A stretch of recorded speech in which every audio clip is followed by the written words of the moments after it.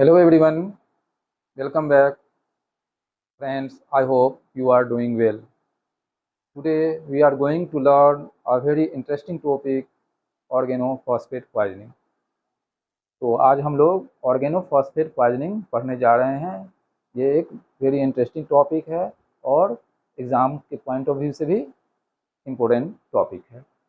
तो friend, organophosphate poisoning ये क्या होता है, इसको हम लोग एक सबसे पहले एक केस देखते हैं, क्लिनिकल केस आपके पास कैसे ये इमरजेंसी में प्रेजेंट होगा उसको हम लोग समझते हैं। यहाँ पर है एक फार्मर है 32 ईयर ओल्ड का, जो इमरजेंसी डिपार्टमेंट में किसी के द्वारा लाया गया, अपने रिलेटिव के द्वारा लाया गया। वो क्या कर रहा था, अपने खेत में जो कीटाणुनाशक दवा जो होता है उसको छिड़क रहा, इंसेक्टिसाइड को spraying insecticide in his field. उसके बाद उसको क्या प्रॉब्लम होने लगा, जब दवा वो छिड़क रहा था खेत में कीटाणुनाशक दवा, उसके बाद क्या प्रॉब्लम हो गया उसको, प्रोफ्यूज स्वेटिंग, एक्सेसिव स्वेटिंग होने लगा, सलाइवेशन ज़्यादा होने लगा, लक्राइमेशन होने लगा और फिर वॉमिटिंग होने लगा, डायरिया होने लगा। और उसका जो है, जब आपके पास लाया गया इमरजेंसी में, जब आपने एग्जामिन किया तो देखा जो जो पुपिल है उसका कंस्ट्रिक्टेड है, मायोसिस से पिन पॉइंट पुपिल है। पिन पॉइंट पुपिल मतलब एक्सेसिव पुपिलरी कंस्ट्रक्शन हो गया था। और जब ऑस्कल्टेट आपने किया तो उसमें क्रेपिटेशन मिला, उसके चेस्ट में क्या मिला, क्रेपिटेशन मिला। तो और उसका क्या था, मसल्स पैरालिसिस था, मसल्स का पैरालिसिस था। वो उसका कंप्लेन ये था, जो हाथ पैर कुछ नहीं उठ रहा है, कंप्लेन ये पेशेंट ये कंप्लेन कर रहा था। तो ये क्या, ये जो प्रेजेंटिंग जो फीचर है, जो क्लिनिकल फाइंडिंग है, जिससे वो प्रेजेंट हुआ और आपने उसके साइन देखा, ये सारा ये साइन एंड सिम्टम्स जो है किस तरफ इशारा कर रहा है, किस तरफ डायग्नोसिस कर रहा है, किसका, ऑर्गेनोफॉस्फेट कंपाउंड का, ऑर्गेनोफॉस्फेट पॉइजनिंग का ये टिपिकल केस है। तो आज हम लोग इसी केस को ध्यान में रखते हुए इसका साइन एंड सिम्टम्स और इसका मैनेजमेंट पढ़ेंगे। और फार्माकोलॉजिकल पॉइंट ऑफ व्यू से हमारा क्या जरूरी है, क्या पढ़ना जरूरी है, ऑर्गेनोफॉस्फेट कंपाउंड क्या होता है और इसका ये कैसे मैकेनिज्म ऑफ टॉक्सिसिटी, इसका क्या है, ये कैसे टॉक्सिसिटी को प्रोड्यूस करता है, मतलब मैकेनिज्म ऑफ टॉक्सिसिटी क्या है, फिर उसके बाद इफेक्ट क्या होगा, उस इफेक्ट को कैसे हम लोग क्लिनिकली कोरिलेट करेंगे और लास्ट में उसको मैनेज कैसे होगा। ये सारा चीज़ आज हम लोग इस क्लास में सीखेंगे। तो चलिए सबसे पहले ऑर्गेनोफॉस्फेट कंपाउंड के बारे में पढ़ते हैं। ऑर्गेनोफॉस्फेट कंपाउंड होता क्या है। तो फ्रेंड्स, हम लोगों ने जैसे कि एएनएस की क्लास का जो कंटिन्यूअस सीरीज हो रहा है उसमें हम लोगों ने पहले भी डिस्कशन किया था, जो कोलिनोमिमेटिक्स पढ़ रहे थे उसमें उसको दो कैटेगराइज कोलिनोमिमेटिक्स या कोलिनर्जिक ड्रग को किया था, डायरेक्ट एक्टिंग और इनडायरेक्ट एक्टिंग। आपने पढ़ लिया होगा और आप जरूर ये पढ़ चुके होंगे और जान रहे होंगे। कोलिनोमिमेटिक्स या कोलिनर्जिक ड्रग्स को दो कैटेगराइज करते हैं, क्या, डायरेक्ट एक्टिंग और इनडायरेक्ट एक्टिंग। इनडायरेक्ट एक्टिंग में फिर क्या करते हैं, रिवर्सेबल और इरिवर्सेबल। इरिवर्सेबल कंपाउंड में हम लोगों ने पढ़ा था ऑर्गेनोफॉस्फेट के बारे में। फिर क्या होता है, क्या चीज इरिवर्सेबिलिटी करता है, किसको इरिवर्सेबल ब्लॉक या इनहिबिट करता है, वो हम लोग जानते हैं किस चीज को करता है। उसी से हमारा मैकेनिज्म ऑफ टॉक्सिसिटी प्रोड्यूस कैसे होता है वो पता चल जाएगा और अल्टीमेटली ये क्या टॉक्सिसिटी प्रोड्यूस करेगा, क्या पॉइजनिंग करेगा, वो चीज़ पढ़ेंगे। तो सबसे पहले हम लोगों ने क्या देखा, ये इरिवर्सेबल कंपाउंड है, इरिवर्सेबल। इससे पहले हम लोग ये जानते हैं कि ऑर्गेनोफॉस्फेट कंपाउंड होता क्या है। ऑर्गेनोफॉस्फेट कंपाउंड होता क्या है, ऑर्गेनोफॉस्फेट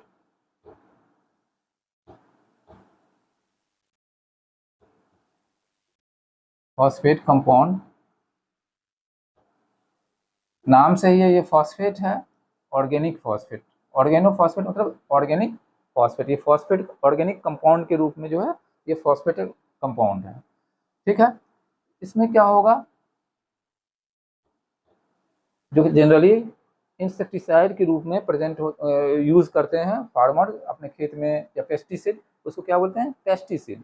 पेस्ट मतलब होता है पेस्ट कंट्रोल के लिए, जो कीटाणुनाशक दवा होता है जो खेत में फसल को कीट जो है उसको हार्म पहुंचाता है, उसको किल करने के लिए क्या देते हैं, पेस्ट बोलते हैं उसको, पेस्ट कंट्रोल।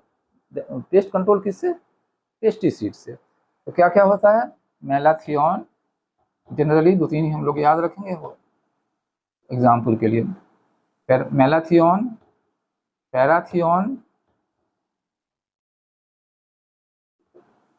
और क्लोरपाइरीफॉस।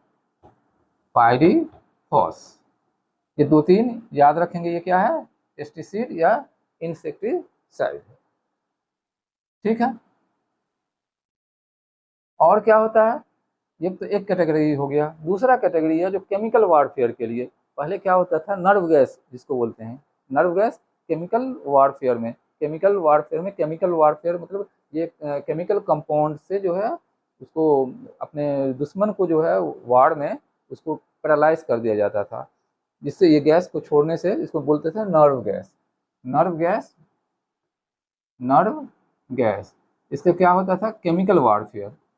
एक इससे ये केमिकल कंपाउंड से युद्ध में जो है अपने दुश्मन के जो अपने ऑपोजिशन जो होता था, ऑपोजिट होता था, आर्मी या एनिमी जो होता था वो उसको क्या करता था, ये गैस छोड़ने से उसका क्या होता था, पैरालिसिस हो जाता था।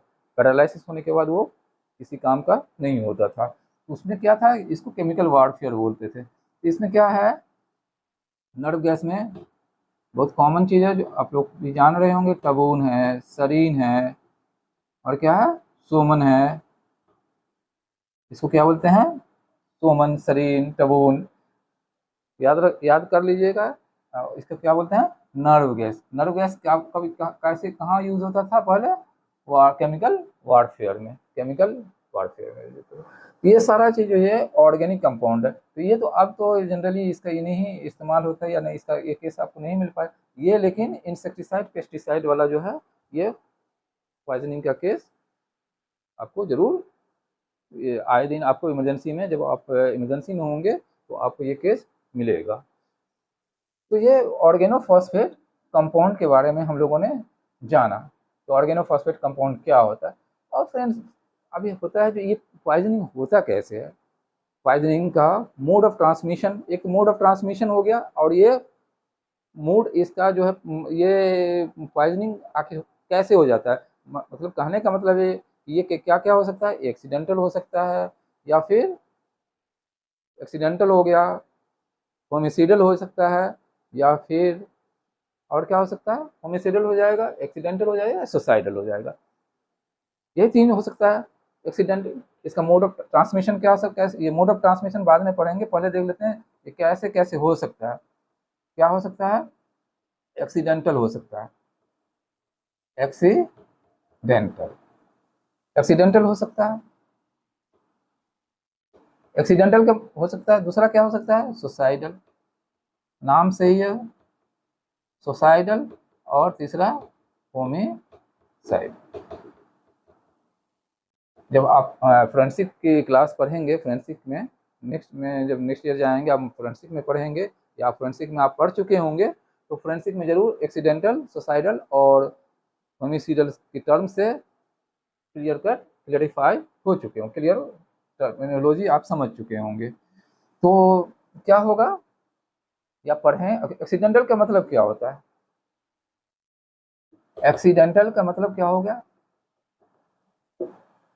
एक्सीडेंटल का मतलब हो गया वो एक किसान है जो खेत में काम कर रहा है, ऑक्यूपेशन है उसका पेस्टिसाइड कुछ रखना। अब वो अचानक वो जो है उसको ये सिम्टम्स डेवलप हो गया, कंटेक्ट में आ गया, डेवलप हो गया, तो वो जानबूझ करके नहीं हुआ, एक्सीडेंटल हो गया, हो सकता है गलती से, या फिर वो गैस ये जो है छिड़क रहा था, इनहेलेशनल रूट से उसको अंदर चला, लंग में चला गया, जिसकी वजह से ये साइन एंड सिम्टम्स डेवलप हो गया, पॉइजनिंग डेवलप हो गया। इसको क्या बोलेंगे, इनहेलेशनल। किस में होगा, जनरली फार्मर में होता है, ऑक्यूपेशनल, उसका ऑक्यूपेशनल पेशा ही है उसका, किसान का खेत में जो है वो पेस्टिसाइड को छिड़कना।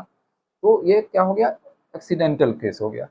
सुसाइडल हो गया, जानबूझ करके जो है अपने आप को किल करने के लिए वो खा लिया, सुसाइडल केस हो सकता है। वो सुसाइडल केस में सुसाइडल हो सकता है, बहुत सारा केस आपको आएगा जो किसी बात का ये टेंशन हुआ, किसी डिप्रेशन में हुआ, वो इंसेक्टिसाइड ये जो है ऑर्गेनोफॉस्फेट कंपाउंड को जो है इंजेक्शन कर लिया, ले लिया, जिससे क्या हो गया, वो सुसाइडल केस हो गया, सुसाइडल केस हो गया। और केस क्या हो सकता है, होमिसाइडल हो सकता है। होमिसाइडल हो गया तो किसी को किल करने के लिए, किसी को जो है किसी चीज़ में मिला करके उसको खिला दिया। लेकिन जनरली ये नहीं होता। क्यों नहीं होता होमिसिडल? क्योंकि ये पंजेंट स्मेल होता है, इसमें स्मेल इतना ज़्यादा होता है जो किसी को अगर वो मिला करके खिलाया भी जाए, खिलाने वो उसको पता चल जाएगा। तो होमिसिडल के लिए जनरली इस ऐसे चीज़ को यूज़ किया जाता है जो टेस्टलेस हो, स्मेललेस हो, ऑर्डरलेस हो। तो वो चीज़ क्योंकि उसको किसी चीज़ में मिला करके होमिसिडल है, होमिसिडल केस में है, उसको धोखा से गलती से धोखा से देना होता है। तो उस कंडीशन में वो इसका स्मेल जो है ऑर्डरलेस हो या उसका टेस्ट नहीं हो, वो इजीली लोग इजीली जो है उसको यूज़ किया जाता है होमिसिडल में ऐसा पॉइजन। लेकिन ये जो है ये इसका स्मेल क्या होता है? पंजेंट होता है। पंजेंट होगा, किसी चीज़ में मिलाया जाएगा तो तुरंत पता चल जाता है। इसलिए ये जो होमिसिडल जो होता है ये रेयर होता है। लेकिन फिर भी फॉरेंसिक पॉइंट ऑफ व्यू से इसको पढ़ना जरूरी है, जो इस केस भी हो सकता है। तो ये तीन मोस्टली कॉमन जो होता है आपको जो केस में आएगा वो क्या होता था? एक्सीडेंटल होगा और सुसाइडल भी मिलता ही है, सुसाइडल भी केस आएगा आपके पास। तो ये जनरली क्या होता है, ये इस तरह का केस आपके पास पॉइजनिंग का आएगा। क्या हो सकता है? एक्सीडेंटल हो सकता है, सुसाइडल होगा, होमिसिडल होगा। और ये होता कैसे पॉइजनिंग? ये जो है ये इन बॉडी के अंदर जाता कैसे है? ह्यूमन बॉडी के अंदर ट्रांसमिशन कैसे होता है इसका? इसको मोड ऑफ ट्रांसमिशन जो है कैसे हो सकता है? एक तो सबसे पहला है जो छिड़क रहा होता है, सांस में गया और फेफड़ा में गया, फिर वहाँ सर्कुलेशन में, वहाँ से सर्कुलेशन में पहुंच चुका, सिस्टमिक सर्कुलेशन में चला जाएगा। तो इसको क्या बोलेंगे? इनहेलेशनल रूट हो गया। इनहेलेशनल इनहेलेशनल रूट हो गया, इनहेलेशनल रूट से चला जाएगा। दूसरा, वो जो फार्मर है वो छिड़क रहा था, उसके स्किन से कांटेक्ट में आ गया तो डर्मल रूट होता है। डर्मल रूट से हो सकता है, कांटेक्ट से, डर्मल रूट से हो सकता है ट्रांसमिशन। ये mode of transmission dermal route से हो सकता है। और तीसरा है जो इंजेक्टेबल भी, ऐसा केस देखा गया है फोरेंसिक में, जो इंजेक्टेबल भी कभी कभार हो सकता है, जो इसको इंजेक्ट कर दिया जाता है पेशेंट को। ये इसको पेशेंट को जो है गलती से किसी को इंजेक्ट कर दिया, गलती से क्या, उसको इंटेंशनली होमिसिडल के रूप में, होमिसिडल के लिए उसको इंजेक्ट कर दिया गया। इंजेक्टेबल भी हो सकता है। लेकिन ये दोनों जो है, ये जो आपका एक्सीडेंटल केस में जो है, ये फार्मर को केस में ऑक्यूपेशनल जो रहता है फार्मर, उसको इंसेक्टिसाइड या पेस्टिसाइड जो वो छिड़क रहा होता है, उस कंडीशन इसमें ये आपका एक कॉमन कंडीशन है, कॉमन केस आपको देखने के लिए मिलेगा। क्या मिल सकता है? इनहेलेशनल रूट से उसको ट्रांसमिशन हुआ होगा, या फिर डर्मल कंटैक्ट से, डर्मल कंटैक्ट से ये ट्रांसमिशन होने की क्या जो है प्रोबेबिलिटी ज़्यादा है। तो ये मोड ऑफ ट्रांसमिशन हम लोगों ने पॉइजनिंग का देख लिया। या तो मोस्ट कॉमनली जो है इनहेलेशनल हो सकता है, या फिर डर्मल कंटैक्ट से हो सकता है। ज़्यादा चांस है जो इनहेलेशनल ही मोस्ट कॉमनली होता है। ठीक है, इनहेलेशनल रूट से मोस्ट कॉमन ट्रांसमिशन और हो गया। अब है ये, अब हम लोग आ जाएंगे टॉक्सिसिटी कैसे प्रोड्यूस करता है। अब यहाँ हम लोग देखते हैं जो मैकेनिज्म, इसका मैकेनिज्म ऑफ टॉक्सिसिटी। तो अब हम लोग जो पढ़ रहे थे इरिवर्सिबल के बारे में, यहाँ से स्टार्ट करते, मैकेनिज्म ऑफ टॉक्सिसिटी, साथ में इसका इफेक्ट भी हम लोग पढ़ेंगे। मैकेनिज्म ऑफ टॉक्सिसिटी क्या होगा? तो हम लोग जान रहे हैं जो ये इरिवर्सिबल है, irreversible inhibitor of acetyl choline esterase enzyme जो है, एसिटाइल कोलिन एस्टरेज उसको इरिवर्सिबली इनहिबिट करता है, इनहिबिट कर देता है। अब ये सवाल उठता है एसिटाइल कोलिन एस्टरेज क्यों जरूरी है, क्या करता है? तो हम लोगों ने पिछले क्लास में भी पढ़ा था, जो एसिटाइल कोलिन एस्टरेज जो है वो जो है क्या करता है, पहले देखते हैं वो क्या करता है। क्या करेगा? एसिटाइल कोलिन को, एसिटाइल कोलिन जो है उसको ब्रेक डाउन करता है एसीटेट में और कोलिन में। मतलब ये हुआ तो एसिटाइल कोलिन एस्टरेज, ये इसको दे दीजिए acetyl choline, acetyl choline ACH को एसिटाइल कोलिन बोलते हैं, और एस्टरेज, एसिटाइल कोलिन एस्टरेज जो है एसिटाइल कोलिन को एसीटेट और कोलिन में ब्रेक डाउन करता है। क्यों करता है, क्या क्यों ज़रूरी है ये? क्योंकि जब एक्शन हो चुका होता है उसको टर्मिनेशन ऑफ एक्शन करना, डीएक्टिवेशन करना है, कंटिन्यू एक्शन करते ही नहीं रहना है एसिटाइल कोलिन को। उसको डीएक्टिवेशन या टर्मिनेशन करने के लिए जो है ये एसिटाइलकोलिन एस्टरेज इस एसिटाइलकोलिन को क्या कर देता है, उसको डीएक्टिवेट करता है, ब्रेक डाउन कर देता है एसीटेट में और कोलिन में। ये कहाँ होता है, सिनेप्टिक क्लेफ्ट पर होता है, सिनेप्सिस पर होता है। अब ये एसीटेट और कोलिन में ब्रेक हो गया, एसिटाइलकोलिन का एक्शन टर्मिनेट हो जाता है। ये ऑर्गेनोफॉस्फेट कंपाउंड क्या करता है, जो ऑर्गेनोफॉस्फेट कंपाउंड है जो अभी हम लोगों ने थोड़ी देर पहले जाना था, ऑर्गेनोफॉस्फेट कंपाउंड ये क्या करता है, इसको इनहिबिट कर देता है। तो ये ऑर्गेनोफॉस्फेट कंपाउंड एसिटाइलकोलिन एस्टरेज को इनहिबिट कर देता है। इनहिबिट करेगा तो क्या होगा, अब ये ब्रेकडाउन नहीं होगा। ब्रेकडाउन नहीं होगा तो क्या होगा, एसिटाइलकोलिन का लेवल बढ़ेगा या घटेगा, बिल्कुल बिल्कुल सही है, बढ़ेगा। एसिटाइलकोलिन का लेवल बढ़ जाएगा क्योंकि अब ये ब्रेकडाउन को इनहिबिट कर दिया। क्या, कैसे इनहिबिट कर दिया, एसिटाइलकोलिन एस्टरेज को इनहिबिट करके। तो इनहिबिट करके एसिटाइलकोलिन एस्टरेज को इनहिबिट कर दिया, इसका ब्रेकडाउन रुक गया। ब्रेकडाउन रुक गया तो एसिटाइलकोलिन का लेवल जो है बढ़ गया, सिनेप्सिस पे बढ़ गया। अब ये more available to action on receptor, ये एक्सेल रिसेप्टर पर एक्शन करने के लिए मोर अवेलेबल हो जाएगा। अब ये प्रॉब्लम ये है जो ऑर्गेनोफॉस्फेट कंपाउंड जो है ये इरिवर्सिबली ब्रेक करता है। अब एंजाइम जो एक बार जो उसको बाइंड कर चुका और एक बार इनहिबिट कर चुका, वो एंजाइम बेकार हो जाता है, उस किसी काम का नहीं होता है। तो अब ये एंजाइम अवेलेबिलिटी भी कम हो जाता है। एंजाइम अवेलेबिलिटी कम हो जाएगा तो अब ये टॉक्सिसिटी डेवलप होने लगेगा। एक लिमिट तक जो है अगर रिवर्सेबल है, थोड़ी देर के लिए ब्लॉक किया, फिर से वो जो है एंजाइम फंक्शनल हो जाता है, तो फिर से वो काम करना शुरू करता है। लेकिन यहाँ तो वो इतना ये ज़्यादा हो जाता है जो अब वो इरिवर्सिबल है, अब एंजाइम की स्कार्सिटी होने लगे, एंजाइम है ही नहीं इसको ब्रेक डाउन करने के लिए। इसीलिए तो इसको पॉइजनिंग बोलते हैं, टॉक्सिसिटी इफेक्ट होता है। Excessive stimulation of increase of acetylcholine हो जाएगा। हर चीज़ अब एक्सेसिव होने लगेगा, ये थोड़ा बहुत नहीं, एक्सेसिव इंक्रीज हो जाएगा एसिटाइलकोलिन का।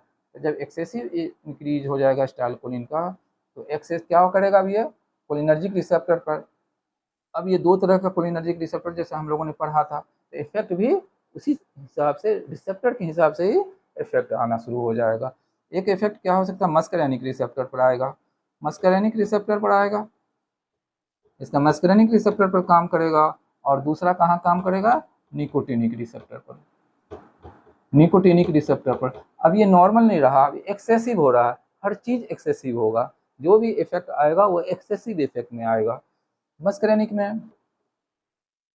में क्या होगा, अब जब हम लोगों ने पढ़ा था मस्करेनिक का, उसको इफेक्ट ऑर्गेन के हिसाब से जो है एक निमोनिक पढ़ा था, इफेक्टर ऑर्गेन के हिसाब से आप लोगों को जरूर याद होगा, क्या था, हबीब।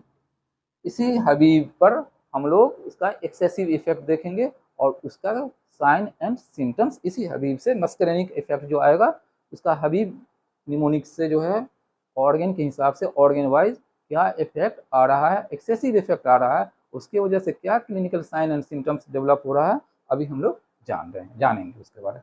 तो चलिए देखते हैं, ठीक है।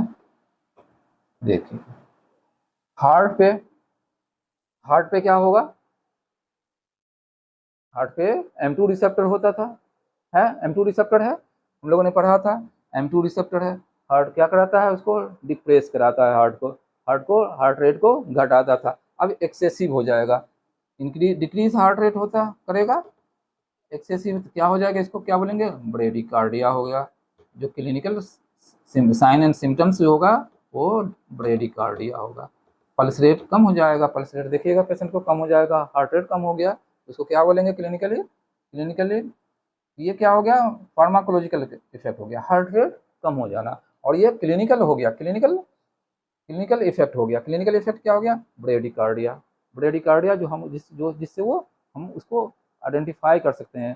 कैसे आइडेंटिफाई कर सकते हैं, या तो पल्स रेट से या फिर ऑस्कल्टेट करके आप देख सकते हैं जो हार्ट रेट कम है, ठीक है। एलिमेंट्री ट्रैक्ट पर क्या होगा, एलिमेंट्री ट्रैक्ट पर क्या होगा, जीआईटी में क्या होगा, जीआईटी में हम लोगों ने पढ़ा था जो M3 रिसेप्टर होगा और स्मूथ मसल्स, दो चीज होता है जीआईटी में, सेक्रेशन बढ़ जाता है जो एक्सोक्रीन ग्लैंड में देखते हैं हम लोग, और स्मूथ मसल्स पर क्या होता है, उसका कंट्रैक्शन बढ़ जाता है, कंट्रैक्शन बढ़ जाएगा, स्मूथ एक्सेसिव स्मूथ मसल्स का कंट्रैक्शन होगा, तो क्या होगा, एक्सेसिव स्मूथ मसल्स का, क्योंकि हर चीज अब यहाँ पॉइजनिंग का केस है, इसकी वजह से एक्सेसिव हो गया, हर चीज एक्सेसिव होगा, स्मूथ मसल्स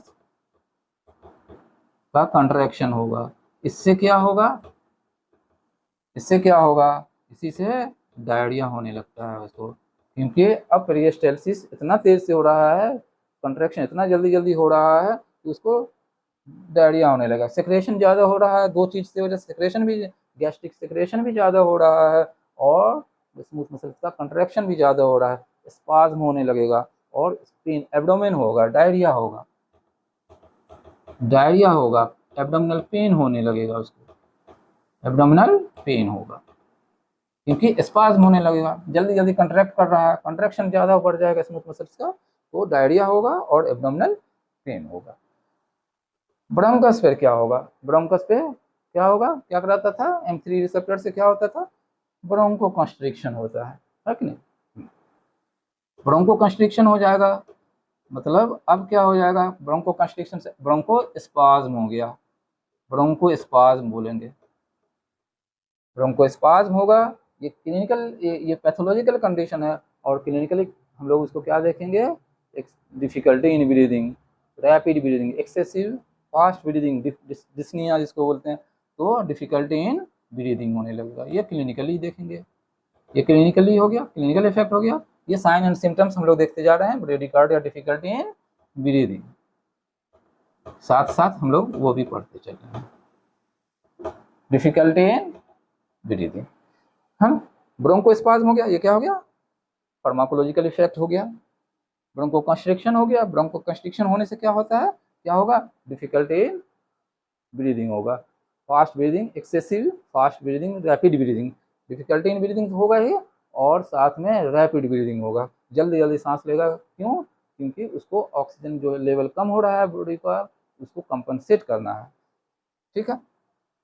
आई पे क्या होगा, आई में क्या होता था, सर्कुलर मसल्स आई पे, आइरिस का सर्कुलर मसल कंस्ट्रिक्ट करता था, पुपिलरी कंस्ट्रिक्शन होता था, अब यह क्या होगा, पुपिलरी कंस्ट्रिक्शन तो चलिए थोड़ा सा हो गया, मायोसिस जिसको बोलेंगे, अब एक्सेसिव हो जाएगा, एक्सेसिव हो जाता है, जब एक्सेसिव होगा तो पिन पॉइंट होगा, एकदम छोटा सा हो जाएगा, पिन पॉइंट पुपिल हो जाएगा, पिन पॉइंट पुपिल हो जाएगा, क्योंकि एक्सेसिव पुपिलरी कंस्ट्रिक्शन हो गया, पिन पॉइंट पुपिल हो जाएगा,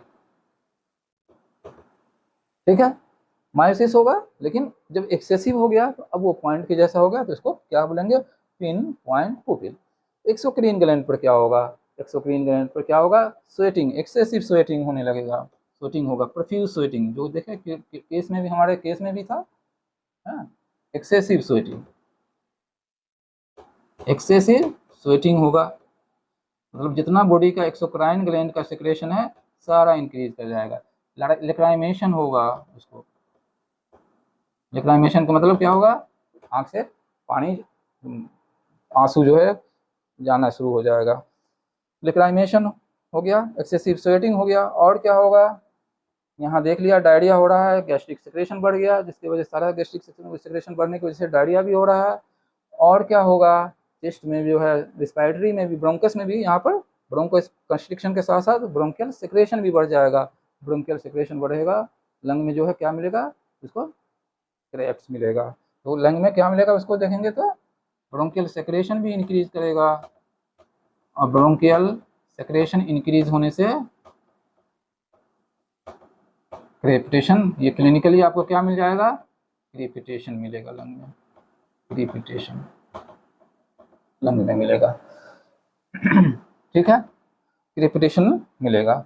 ब्लडर में क्या होगा, ब्लडर में, ब्लडर का मसल्स का कंट्रैक्शन होगा, तो क्या होगा, एक्सेसिव पास, यूरिनेशन होने लगेगा, यूरिनेशन, उसको ऐसे ही पेशाब बाहर होने लगेगा, यूरिनेशन होने लगेगा, यूरिनेशन होने लगेगा।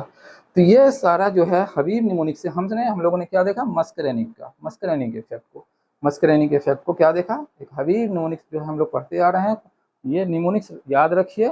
और हर चीज़ का आपका स्टाइल कोलिन का इफेक्ट के लिए यही निमोनिक्स पढ़िए, कोलिनोमिमेटिक ड्रग है उसको इसी निमोनिक पर फिट कर दीजिए। और जब ऑर्गेनोफॉस्फेट कंपाउंड के पॉइजनिंग के पढ़ने के लिए बारी आएगा उसको इसी निमोनिक पढ़ करके उसको फार्माकोलॉजिकल इफेक्ट देखिए और उसको क्लिनिकल साइन एंड सिम्टम उसी से डिराइव कर लीजिए। जैसे कि क्या होगा, उसको ब्रेडिकार्डिया देख लिया ना आप लोगों ने, डायरिया देखा, abdominal pain, difficulty in breathing, lacrimation, excessive sweating, crepitation in lung, lung हो गया, और यूरिनेशन, एक्सेसिव यूरिनेशन। ये क्या है, क्लिनिकल फाइंडिंग्स हो गया। उम्मीद है कि आप लोग को यहाँ तक समझ में आ गया होगा। ठीक है, मस्करेनिक इफेक्ट देख लिया हम लोग।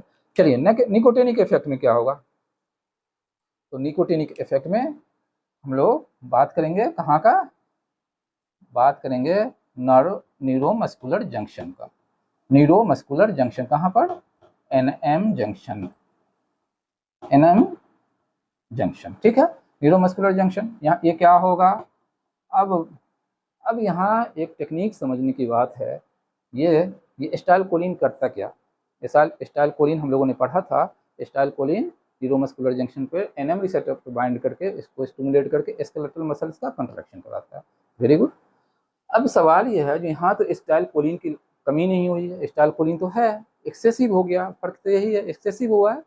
अब यहाँ एक्सेसिव हो गया तो क्या होगा, क्या होगा, क्या करेगा, स्केलेटल मसल्स को यहाँ एनएम रिसेप्टर पे बाइंड करके ये स्टाइल कोलिन, अब जो एक्सेसिव कंडीशन में है, एक्सेसिव स्टाइल कोलिन है, ये बाइंड करके क्या करेगा, एक्सेसिव कंट्रैक्शन करना चाहिए।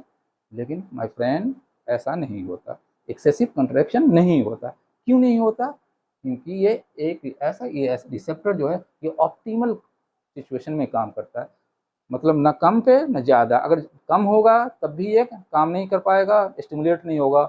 और जब ओवर स्टिमुलेशन होगा, क्या मतलब, जब ज़्यादा होगा, ज़्यादा उस स्टाइल कोलिन आएगा, ओवर स्टिमुलेट करेगा, तो ये फंक्शनली अनस्टेबल हो जाएगा और ये रिसेप्टर स्टिमुलेट नहीं होगा। फिर से समझिए, ये लो अगर स्टाइल कोलिन का लेवल कम है तब भी ये स्टिमुलेट नहीं होगा, काम नहीं करेगा एनएम रिसेप्टर। और अगर ज़्यादा एक्सेसिव हो गया स्टाइल कोलिन का लेवल, तो ये रिसेप्टर ओवर स्टिमुलेट हो जाएगा और ये फंक्शनली अनस्टेबल हो जाएगा, फंक्शनली अनस्टेबल हो जाएगा। तो इससे क्या क्या मतलब हो गया, ये इसका एक टर्म है जो ऑप्टिमल सिचुएशन, ऑप्टिमल कंडीशन में ये न्यूरोमस्कुलर ये एनएम रिसेप्टर जो है, निकोटिनिक टाइप का रिसेप्टर जो एनएम रिसेप्टर, एक ऑप्टिमल कंडीशन में वो काम करता है, न कम न एक्सेसिव, ये एक पर्टिकुलर लेवल होना चाहिए।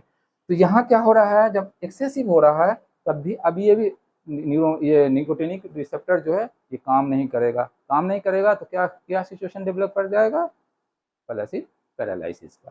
तो स्केलेटल मसल्स का पैरालिसिस होगा, इसको क्या बोलेंगे, एक्सेसिव स्टिमुलेशन ऑफ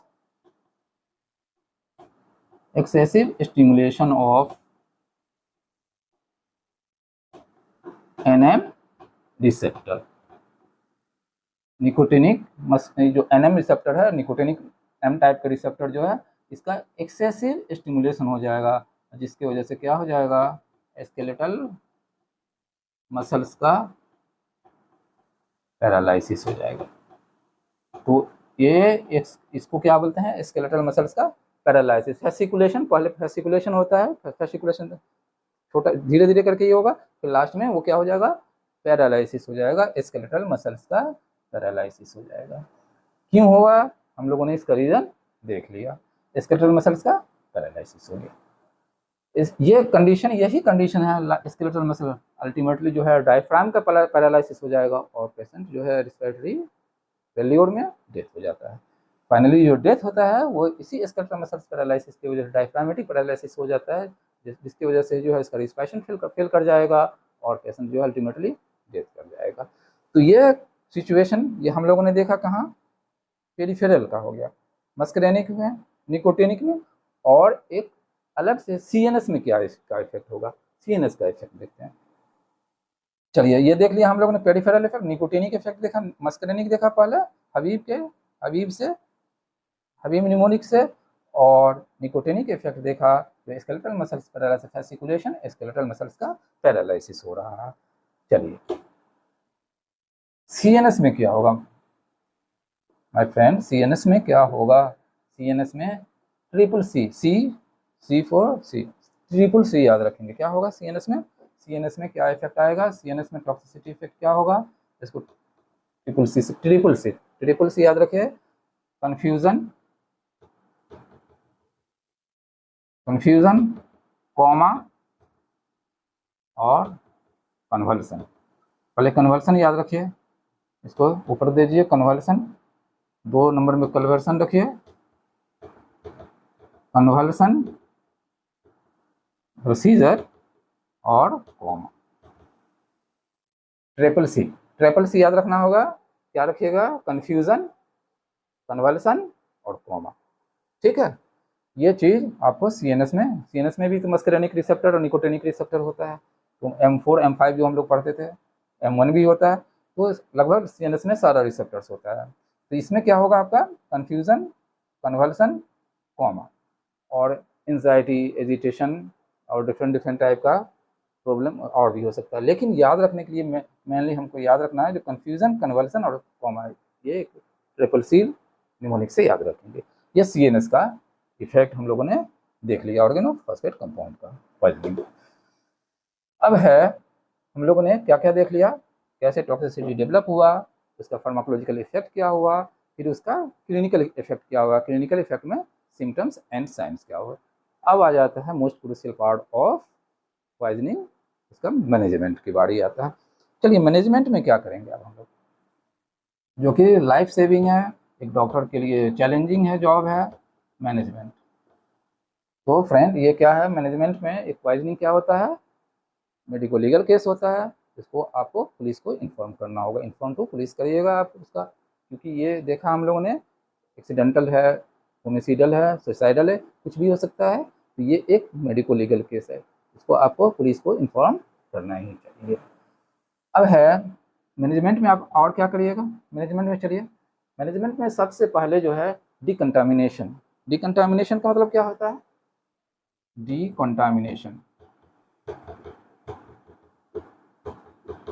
डिकंटामिनेशन का मतलब हो गया जो हम लोगों ने अभी देखा था, जो उसको अगर कंटैक्ट से हो रहा है, स्किन से या स्किन कंटैक्ट से, उसको जितना बदन पर जो कपड़ा है उसको कपड़े को रिमूव करिए और ओपन रखिए, उसको ओपन कर दीजिए कंटामिनेशन, उसको जो है क्लीन करिए, वाटर से पोंछ दीजिए, उसको वाटर से क्लीन करिए, डिकंटामिनेशन। दूसरा अगर इनहेशनल रूट से अगर गया, सांस के जरिए से गया, तो उसको ओपन एयर में रखिए, ओपन एयर में रखिए, जिससे जो है वो सांस लेने में उसको ईजी हो, फ्रेश एयर में रखिए, जब तक कि हॉस्पिटल केयर उसको प्रोवाइड नहीं हो पा रहा है। तो हॉस्पिटल फैसिलिटी जब तक प्रोवाइड नहीं होगा तब तक में उसको कपड़े को हटा दीजिए, उसको बदन को पोंछ दीजिए और उसको ओपन एयर में, फ्रेश एयर में रखिए। डिकंटामिनेशन। अब आ जाती है बारी हमारे मेडिकल फैसिलिटी में हम क्या करेंगे। तो सबसे पहला फ्रेंड, कोई भी इमरजेंसी जो सिचुएशन आता है उसमें हम लोग एबीसी मैनेजमेंट को देखते हैं। ABC क्या है? ABC मैनेजमेंट, जो इमरजेंसी मैनेजमेंट हो गया, और उसके बाद जो है हम लोग सपोर्टिव करेंगे, फिर स्पेसिफिक, 3 चीज देखते हैं। इमरजेंसी मैनेजमेंट क्या करिएगा इमरजेंसी में, इसको बोलते हैं क्या? Emergency management. इमरजेंसी में ABC। एयरवे को क्लियर करिए। क्यों? क्योंकि सेक्रेशन बढ़ा हुआ है, सेक्रेशन, एक्सेसिव सेक्रेशन हो रहा था, जैसे हम लोग देखे उसको सेक्रेशन ज़्यादा, लेक्राइमेशन हो रहा है, सलाइवेशन भी ज़्यादा हो रहा है, लेक्राइमेशन हो रहा है, उसकी वजह से जो है सेक्रेशन, रिस्पायरेटरी सेक्रेशन भी होता है, ब्रोंकियल सेक्रेशन भी होता है। उसको क्या करिएगा? एयरवे को क्लियर करना है, एयरवे को क्लियर करिए। कैसे क्लियर होगा? सक्शन ट्यूब से सक्शन करना है, सक्शन ट्यूब होता है इमरजेंसी में, सक्शन करिए, उसको सक्शन करते रहिए, बार बार सक्शन करिएगा, और हेड को जो है उसको एक वन साइड टिल्ट कर दीजिए, गर्दन को टेढ़ा करके रखिए, क्योंकि जैसे भी सलाइवेशन या कुछ भी सिक्रेशन हो रहा है उसको एंगल ऑफ माउथ से बाहर निकलता रहे, वो लंग में एस्पायरेट करने की चांसेस कम हो जाए। ठीक है, इसको सक्शन करिए। बी से क्या होगा? ये इमरजेंसी, ये क्या होता है? इमीडिएट मैनेजमेंट है, करिए इसको। ब्रीदिंग को मेंटेन करिएगा, सांस लेने में उसको ब्रोंकोस्पाज्म हो रहा है, डिफिकल्टी इन ब्रीदिंग है, सांस लेने में उसको परेशानी हो रही है, उसको ब्रीदिंग को मेंटेन करिए। कैसे मेंटेन करिएगा? मेंटेन करिए। अभी ऑक्सीजन, उसको मॉइस्ट O2 इनहेलेशन दे दिए, वो मॉइस्ट O2 इनहेलेशन। अगर जब तक वो सांस लेने के लायक है, ले रहा है, मेंटेन हो जा रहा है, अगर मॉइस्ट O2 इनहेलेशन इससे मास्क से, तो ठीक है, नहीं तो अल्टीमेटली क्या हो जाएगा, वो वेंटिलेशन पर आ जाएगा, इंट्यूबेशन होगा, इंट्यूबेट करना होगा और वेंटिलेटर पर पेशेंट आ जाएगा। जब वो इसका रिस्पिरेटरी पैरालिसिस ज़्यादा होने लगेगा, डायफ्रामेटिक पैरालिसिस होगा, अब वो ऑक्सीजन का इनहेल करने की कैपेसिटी उसकी खत्म हो चुकी है। और सर्कुलेशन को मेंटेन करिए। सर्कुलेशन को, ब्रेडिकार्डिया हो रहा है, ब्रेडिकार्डिया होगा, हाइपोटेंशन वगैरह भी, बीपी भी फॉल करेगा उसका, तो उसको क्या करिएगा, सर्कुलेशन को मेंटेन करिए। सर्कुलेशन के लिए आईवी लाइन, अगर नहीं भी तो आईवी लाइन तो लगा ही दीजिए। क्यों लगाना आईवी लाइन? क्योंकि फ्लूइड लगेगा और जो भी मेडिसिन अब जाएगा आईवी लाइन से, तो आईवी लाइन एक्सेस तुरंत कर दीजिए। जब जितने भी मेडिसिन उसका जाएगा वो आईवी लाइन से ही जाएगा। आईवी फ्लूइड को लाइन में डाल करके, एक आईवी फ्लूइड लगा करके, डेक्स्ट्रो डीएनएस वगैरह जो भी है, और उसको आईवी लाइन एक्सेस करिए। ये इमरजेंसी मैनेजमेंट इमीडिएट आपको कर देना है, एबीसी करना है। फिर उसके बाद क्या करना है? अब है इसका जो अगला पार्ट का जो मैनेजमेंट होगा, उसमें सपोर्टिव और स्पेसिफिक ट्रीटमेंट होगा। उसके लिए हम लोग एक निमोनिक्स पढ़ेंगे। फिर क्या निमोनिक्स पढ़ेंगे? इसके निमोनिक्स पढ़ेंगे गमदे। क्या पढ़ेंगे? गम दे, GAMDE, गमदे। ठीक है, गमदे का मतलब हो गया जी गैस्ट्रिक लवास। उसको गैस्ट्रिक लवास करिए। गैस्ट्रिक लवास का मतलब क्या हो गया? राइस ट्यूब डाल करके और स्टोमिक वाश, उसको नॉर्मल सलाइन डालिए, फिर उसको एस्पायरेट करिए, उसको स्टोमिक में डाल करके, उसको बोलते हैं स्टोमिक वाश होगा, गैस्ट्रिक लवास करिए, गैस्ट्रिक लवास हो गया। ये क्या होगा? एट्रोपिन। एट्रोपिन, फ्रेंड, एट्रोपिन क्या है? एट्रोपिन क्या है? जैसा कि हम लोगों ने जानते हैं कि atropine anticholinergic, anti muscarinic drug है। तो ये जो है, जितना भी ड्रग, ये जो आपने देखा सिम्टम्स जो आ रहा है ऑर्गेनोफॉस्फेट कंपाउंड का, muscarinic effect, most commonly muscarinic effect ही आ रहा है, मस्करेनिक इफेक्ट आ रहा है। जिसको एट्रोपिन जो है, एट्रोपिन ये मस्करेनिक इफेक्ट को क्या कर देगा? उसको न्यूट्रलाइज कर देगा, उसको ऑपोजिट इफेक्ट लाएगा। एट्रोपिन क्या करेगा? आपका मस्करेनिक इफेक्ट को रिवर्स कर देगा। लेकिन सवाल ये उठता है, जो निकोटिनिक क्या होगा, वो आगे हम लोग देखेंगे। निकोटिनिक इफेक्ट जो आ रहा था, स्कैटर मसल की पैरालिसिस जो हो रहा था, उसको वो क्या करेगा? मस्करेनिक इफेक्ट के लिए तो एट्रोपिन, क्योंकि ये एंटी मस्करेनिक है, इसका निकोटिनिक रिसेप्टर पर कुछ नहीं है। ये मस्करेनिक रिसेप्टर को क्या करेगा? ब्लॉक कर देता है। एंटागोनिस्ट है, ब्लॉक कर देगा, ब्लॉक कर देगा। वहाँ अब वो स्टाइल कोलिन के लिए वो रिसेप्टर अवेलेबल नहीं होगा, इफेक्ट क्या हो जाएगा? रिवर्स कर जाएगा, रिवर्स हो जाएगा। जो भी इसका स्टाइल कोलिन के इफेक्ट आ रहा है, वो इफेक्ट मिनिमाइज हो जाएगा, रिवर्स हो जाएगा। अब सवाल उठता है, जो एट्रोपिन देते कितना है? एट्रोपिन देना कितना है? एट्रोपिन कितना देना है? 2 मिलीग्राम से आप स्टार्ट करिए। 2 मिलीग्राम IV से 2 मिलीग्राम IV स्टार्ट करिएगा। 5 मिनट के बाद, हर एवरी 5 मिनट उसको एक्सेस करिए। एवरी 5 मिनट क्या एक्सेस करना है?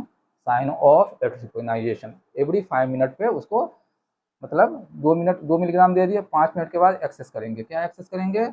साइन ऑफ एट्रोपिनाइजेशन, एट्रोपिनाइजेशन और एट्रोपिनाइजेशन। अब फ्रेंड, सवाल उठता है कि एट्रोपिनाइजेशन, साइन ऑफ एट्रोपिनाइजेशन क्या होता है, क्या होगा? क्या होगा एट्रोपिनाइजेशन, साइन ऑफ एट्रोपिनाइजेशन? कैसे उसको क्लिनिकली हम लोग उसको देखेंगे? तो सबसे पहला जो पल्स रेट देखिएगा, हार्ट रेट क्या होगा? बढ़ेगा।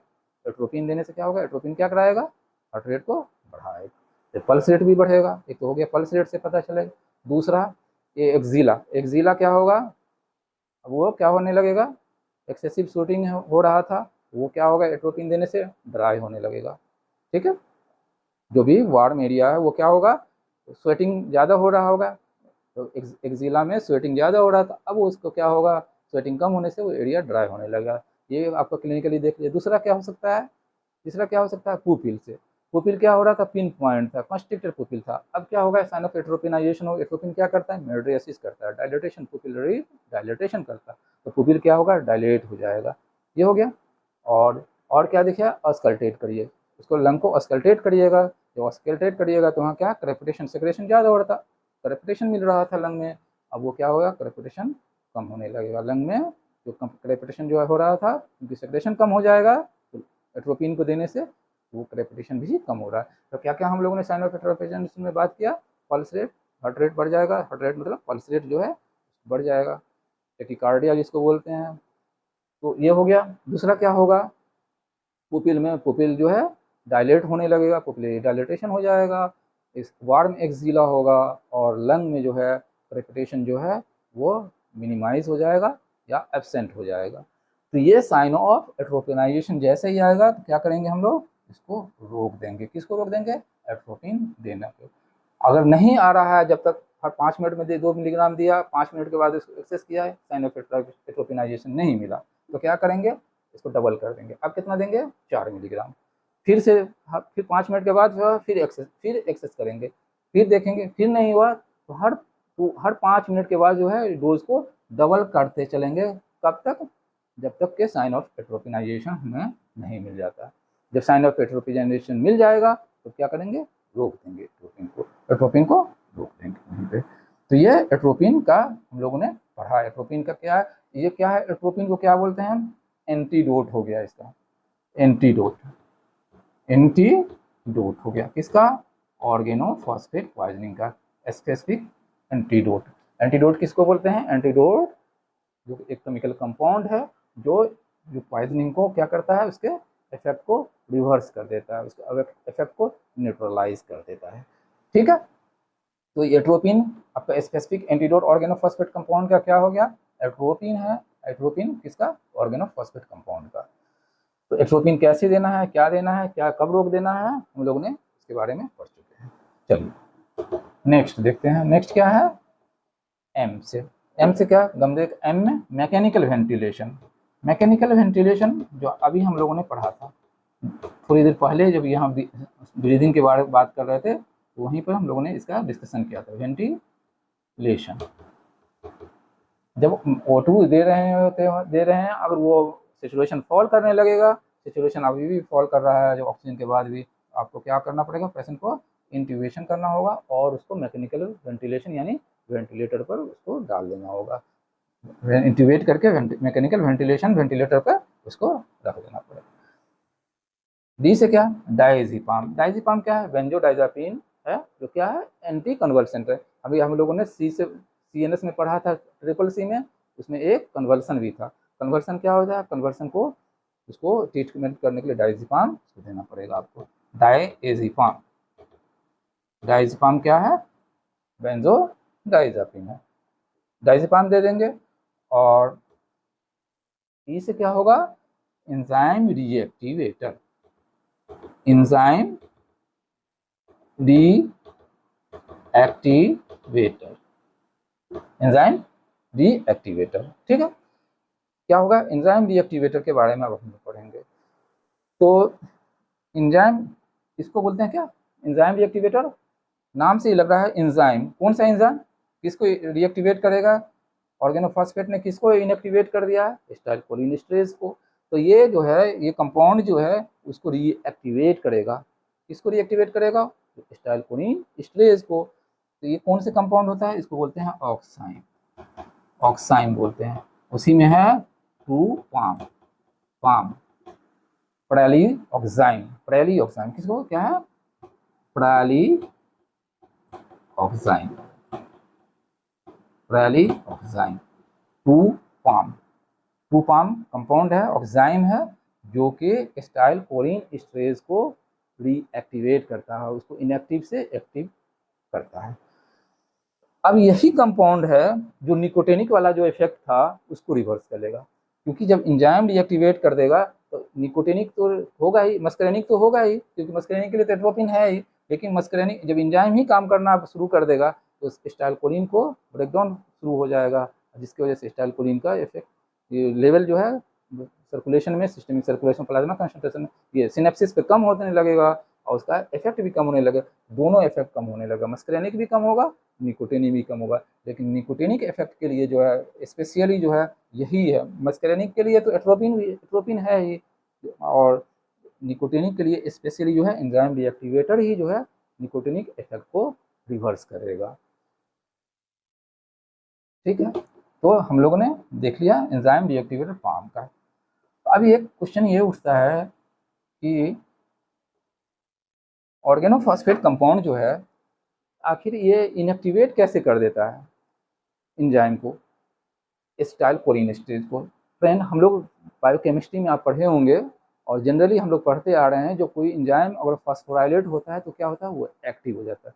लेकिन लेकिन एक्सेप्शनल है, एसिटाइल कोलिन स्टेज ये एंजाइम जो है फास्फोराइलेट होने के बाद वो इनएक्टिव हो जाता है।